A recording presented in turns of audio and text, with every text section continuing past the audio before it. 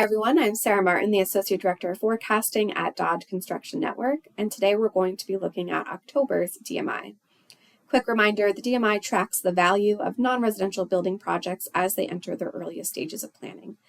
We use a 3-month moving average of that value, and then we index it back to the year 2000.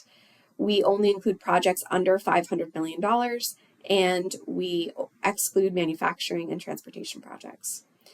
Typically, the DMI leads construction spending by about 12 to 18 months as well. So the DMI decreased 7.1% in October to a reading of 283.3.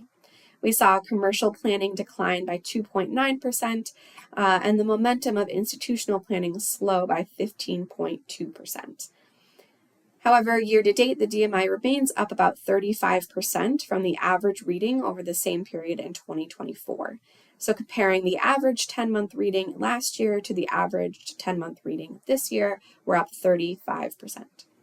Breaking this down a bit now, looking at commercial and institutional, we can see that on the commercial side, activity slowed overall. Most of that was driven by weakness in warehouses and hotels, but that was offset by sustained acceleration in planning for data centers, traditional office buildings, and retail stores.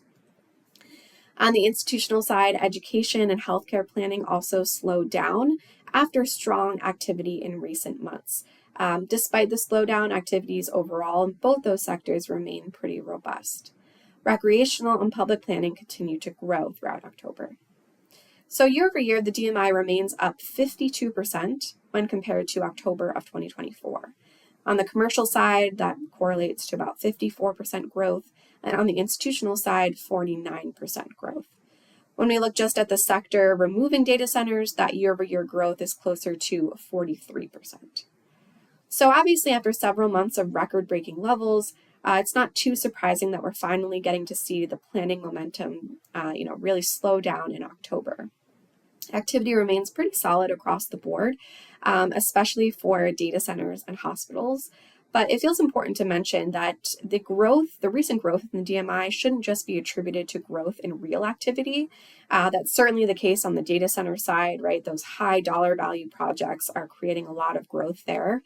But we also know that owners and developers are building in higher labor and material costs for those projects, and that's driving up overall project expenses and then, of course, inflating the overall trend in the DMI. So just something to keep in mind when analyzing some of those trends.